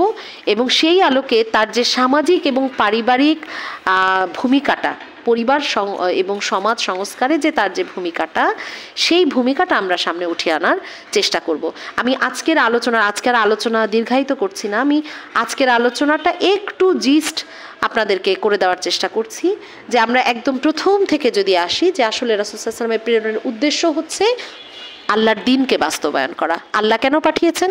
আল্লাহর দিনকে প্রত্যেকটা ব্যক্তি ব্যক্তিগতভাবে আমল করবে, সমাজে আমল করবে, পরিবারে আমল করবে এবং রাষ্ট্রে বাস্তবায়ন করবে।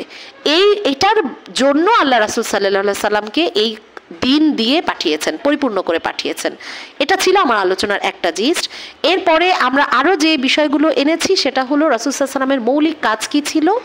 তার কাজ ছিল, যেহেতু তার মূল কাজ দিন প্রতিষ্ঠা করা, দিন প্রতিষ্ঠা করতে গেলে তাকে দিন সম্পর্কে মানুষকে আহ্বান করতে হবে, মানুষকে এটা সম্পর্কে জানাতে হবে, কোরআনের আয়াত তিলাওয়াত করে শোনাতে হবে, মানুষকে পরিশুদ্ধ করতে হবে এবং তাদেরকে অন্ধকার থেকে, তাদের জীবনের অন্ধকার দিকগুলো দূর করে তাদেরকে আলোকিত দিকে আনার চেষ্টা করতে হবে। এরপরে আমরা কোথায় চলে গেলাম? রাসূল সাল্লাল্লাহু আলাইহি ওয়াসাল্লামের গোটা জীবন কি দিয়ে তিনি মানুষকে আকৃষ্ট করেছেন, তাকে আল্লাহ কোন প্রেক্ষাপটে দুনিয়াতে পাঠিয়েছিলেন সেটা আমরা আলোচনা করলাম। এবং সেখানে তার যে গুণাবলীগুলো আমরা হাইলাইট করলাম, সেটা 1 নম্বরে ছিল যে তিনি মন্দকে ভালো দিয়ে দূরীভূত করেছেন, 2 নম্বরে ছিল তিনি অত্যন্ত কোমল এবং বিনয়ী ছিলেন, 3 নম্বরে ছিল যে তিনি ক্ষমা করার নীতিতে প্রতিষ্ঠিত ছিলেন, তিনি অনেক বেশি ক্ষমা করে দিতেন। 4 নম্বর হচ্ছে তিনি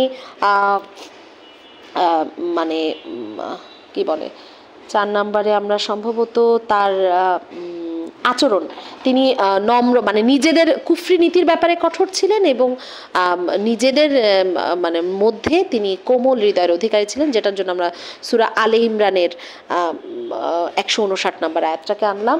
এরপরে 5 নম্বরে যে তার মধ্যেই একমাত্র অনুকরণীয় আদর্শগুলো ছিল এবং তার আখিরাতের সাফল্য, মানে তার আখিরাতের টার্গেট ছিল বেশি, মানে আখিরাতের সফলতাটাই ছিল তার বেশি মানে মূল লক্ষ্য।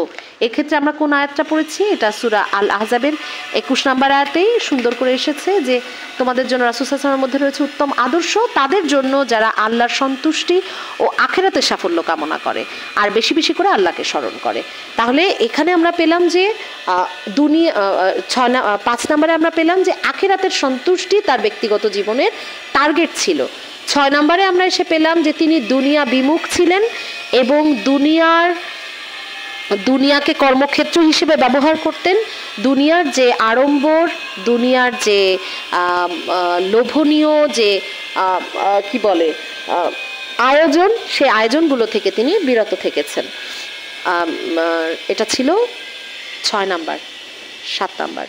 8 নম্বরে যে বিষয়টা আমরা বলেছি সেটা হলো যে তিনি অন্য দিনের প্রতি, দিনকে জবরদস্তিমূলকভাবে তিনি বাস্তবায়ন করেননি, বরং দিনের আহ্বায়ক ছিলেন। তিনি ভীতি প্রদর্শন করেছেন, সতর্ক করেছেন, মানুষকে দিনের দিকে আহ্বান করেছেন এবং তিনি এমনভাবে মানুষকে আহ্বান করেছেন যেন সেটা মানুষ আকৃষ্ট হয়।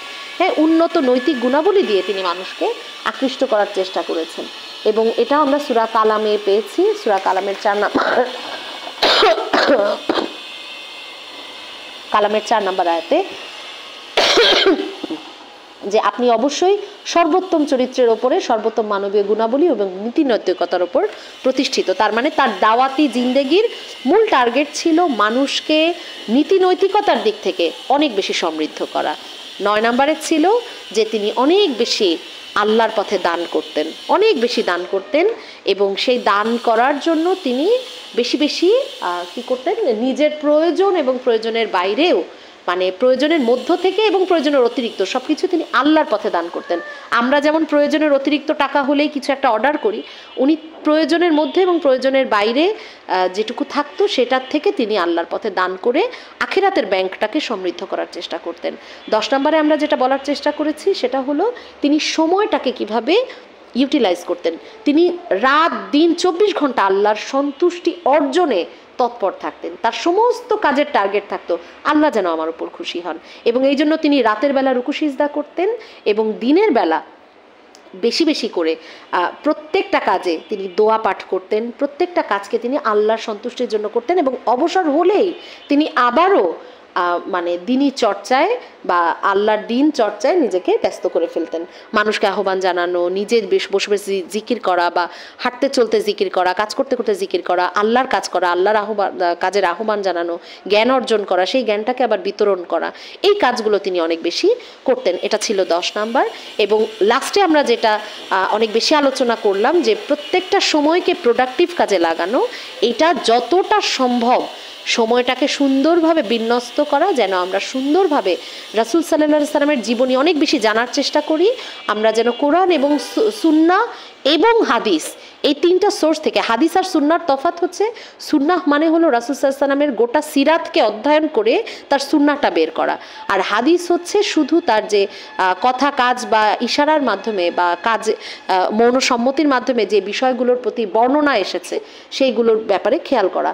তাহলে তার আমরা কোরআন এবং সুন্নাহর আলোকে আমরা যদি নিজের জীবনটাকে গোছানোর চেষ্টা করি, ইবাদত বন্দেগী করার চেষ্টা করি, আল্লাহর দ্বীনের বাহক হওয়ার চেষ্টা করি এবং অবশ্যই আবারও বলছি ক্ষমার নীতি অবলম্বন করা এবং আচার ব্যবহারে অত্যন্ত বিনয়ী, কোমলতা এবং মানে অবলম্বন করা, হ্যাঁ, মানে নম্রতা অবলম্বন করা, এই কাজগুলো যদি আমরা করতে পারি, এর পরে আরও কিছু রাসূল সাল্লাল্লাহু আলাইহি ওয়াসাল্লামের জীবনের কিছু মৌলিক, আমি 12 নম্বর পর্যন্ত আজকে এসেছি বৈশিষ্ট্যে নৈতিক চরিত্রের ক্ষেত্রে বা অনুসরণীয় দিকের ক্ষেত্রে।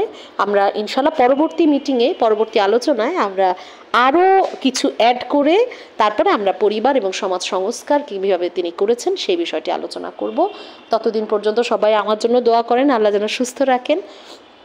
আর আপনারাও চেষ্টা করেন যেন অধিক সংখ্যক মানুষের কাছে, আপনাদের যদি ভালো লাগে, আপনাদের যদি মনে হয় যে কোরআনের এই আহ্বানটা সবার কাছে পৌঁছে দেওয়া দরকার, আমি সবাইকে আহ্বান করব আপনারা অধিক সংখ্যক নারীর কাছে, পুরুষের কাছে না, নারী এবং মেয়েদের কাছে আমার এই আলোচনাটা পৌঁছে দিন, যেন তারা যদি কিছুটা উপকৃত হয়, আমার আমলটা যেন কিছুটা সমৃদ্ধ হয়, আর আমিও যেন ব্যক্তিগতভাবে এগুলো আমল করতে পারি। এই জন্য আপনাদের সবার কাছে দোয়া এবং মানে পরামর্শ কামনা করছি। সবাই আমাদের জন্য দোয়া করবেন। আমাদের ইউটিউব লিংকে আমরা আজকে এই অডিওটি প্রকাশ করছি, আপলোড করে দিচ্ছি। এর সাথে সাথে কমেন্টে আমাদের যে রুহের প্রশান্তি নামের যে গ্রুপটি আছে, সেই গ্রুপটির ফেসবুক এবং হোয়াটসঅ্যাপ লিংক আমরা ইনশাল্লাহ সেখানে ইউটিউব যে অডিও, সেই কমেন্টে আপনারা এটা লিংক পেয়ে যাবেন। আপনারা যারা যারা আগ্রহী এবং নিয়মিত আমাদের আলোচনা শুনতে চান, সেই আলোচনা আপনারা এই গ্রুপে থাকলে আপনারা লিঙ্কগুলো পেয়ে যাবেন। আর আমি আপনাদেরকে অবশ্যই ব্যক্তিগতভাবে আহ্বান জানাবো, আপনারা বেশি বেশি করে আমাদের এই দাওয়াতটাকে মানুষের কাছে পৌঁছে দেন, যেন ঘরে বাইরে সব জায়গায় আল্লাহর দ্বীনের চর্চা হোক। হ্যাঁ, সব জায়গায় আল্লাহ রাসূলের সুন্নাহ অনুসরণের চর্চা হোক, এবং সব জায়গায় আমরা অনেক বেশি তাকে অনুসরণ করার জন্য, তার উম্মত হওয়ার জন্য আমরা যেন চেষ্টা করতে পারি। আমি এই আহ্বান রেখে বিদায় নিচ্ছি। আমি ফারহানা সুমাইয়া শবনম, এই রুহের প্রশান্তি গ্রুপের কি বলবো, গ্রুপের পরিচালিকা। তো আপনারা সবাই দোয়া করবেন, আল্লাহ যেন বেশি বেশি করে দিনের কাজ করার তৌফিক দেন এবং আমল করার তৌফিক দেন। আমিন ওয়া মা তৌফিক ইল্লা বিল্লাহ। আসসালামু আলাইকুম ওয়া রাহমাতুল্লাহি ওয়া বারাকাতুহু।